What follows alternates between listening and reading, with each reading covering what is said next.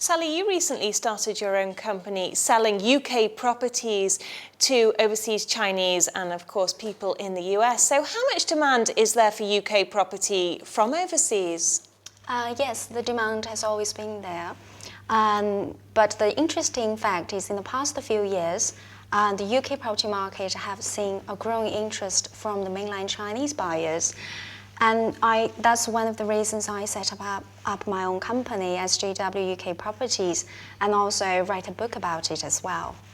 But why do the Chinese find the UK so interesting in terms of investment opportunities? There are a lot of reasons behind it. One of the top reasons, I should say, is for the educational purposes. Years ago, when I come to UK, the average time the students stay are 2 years. Now it has increased to 8 years. So it makes sense for the parents to buy some property, and it's good investment as well. On top of that, property is always a good way to diverse your risk in investment. And the UK has so much to offer. I've been here 15 years myself. I study here, live here, and worked here. I love it. I'm sure a lot of people thinking the same way. And when it comes to UK properties, what sort of places are they looking for, and where are the hotspots? Well, currently, mainland Chinese tend to go for the new builds because it's easy, hassle-free. The areas, we have a term called student areas, which means as long as the property is close to a university or college or a good school, it's always hot. But also, Chinese buyers are looking at investment areas with potential, such as the spots along the Crossrail, Canary Wharf, Battersea, places like that. How about the other way around? Do you help UK investors buy in China, perhaps? I would love to, but not at the moment. Is it? And it's very difficult. We have different policies in China, so it's very difficult for foreigners to buy properties in China now. I have heard that a lot of Chinese people used to invest in property in China, and then a bubble formed, and then they turned to the Shanghai stock market. Well, we've seen recently how that's been going down. So is buying UK property now the way forward for them? And you're very up to date with what's happening in China, actually, especially with the stock market in the past few weeks and few months. I wouldn't say it is one of the new reasons for them to invest in UK, because it started a few years ago. But it's definitely one of the big driving force for the Chinese buyers, because according to the Hurun latest report, the ultra high net worth individuals in China, main reasons for them to invest overseas is to diverse the investment risks. So when the stock market is not doing well, automatically people have to look for other better ways of investment. That's why I get quite busy in the past couple of weeks as well. People always feel safer when they're investing in bricks and mortar, I suppose. Something that you can see, and also UK is a very stable country. Economic is picking up, and the political environment is very stable, especially after the election. And people know in the next 5 years, and they are fine. Yeah. You also help Americans buy UK property. Is there much demand the other side of the pond? I would think there are a lot of demands, but however, the main part of my business is to serve the Chinese buyers. But I do come across some American buyers as well. You're actually publishing a new book called Buy Smart about what people need to know when investing in UK property. So what do people need to know? It's actually a very practical book that I wrote with the purpose of and mission to help the Chinese or buyers like Chinese or first-time buyers to get to understand how buying process is like in the UK.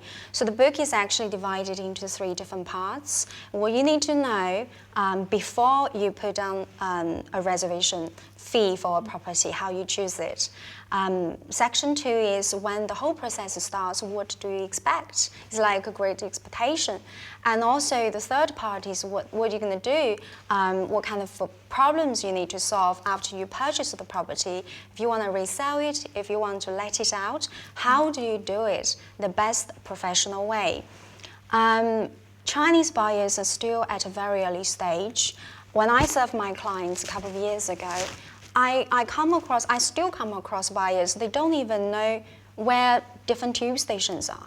So the first thing I show them is always a London tube map. And I said, make London tube map your best friend. That will take you a long, long way in UK property market. What common things surprise or perhaps trip up buyers? There are a lot of things. I would say you have to choose the right person that you can trust and you can work with. So in the book, I teach the Chinese buyers some tips on how to use one simple question to identify the right solicitor for you, for example. How to find which developer is reliable. And there are just simple tips that you can use to judge the good from the bad, because it's a lot of money. This probably is, even when you're rich, you're ultra-rich person, this is still going to be one of the most expensive products you're going to purchase in your life. So you have to be careful with who you are buying from, who will help you to buy it from. You said one simple question. What's the question? You have to read the book. Is the UK a favourable climate for overseas buyers compared to other European markets? For the Chinese buyers, UK is very popular. Among the whole world, USA is still the top on the rank. UK now is constantly in top 10 compared to the other European countries. Sally, everything seems to be about smart technology at the moment. So what sort of apps are out there to help you to invest or buy property? Well, interesting enough, a couple of days ago, I actually published an article of the top 8 apps you must have when you buy UK properties. There are a couple of property searching apps you could use, such as Rightmove, Zoopla, everybody know. They do have apps like House, and like interior design things, and also Around Me, where to locate. It is an app to help you to locate the restaurants, the schools, the hospitals, things like this. But for Chinese buyers, one particularly useful internet, this kind of tool is called WeChat. And I just been using WeChat with my clients, and I sell properties from it, I help my clients from it. And it's just a very important thing that you must have. So tell me, how do you source the properties you sell? To source the properties, I work with developers, I work with agents. I don't actually consider people as my competitors. My purpose is, if I have a family come to me, they need to find a property in UK, they don't speak the language, the kids are here studying, and if they trust me, I just try my best to find the best property for them. And is it better to go to you or an agency? Well, in a way, I am acting as an agent as well. But what I think I'm really trying to ask is, do the Chinese pay more? Well, you can't really stop people thinking like that. But the thing is, for me, buyers and sellers, they're both people. And me, I'm a businesswoman, but I'm a human being as well. When you see somebody needs your services, your help, whether to buy or to sell, you always want to find the best option for them.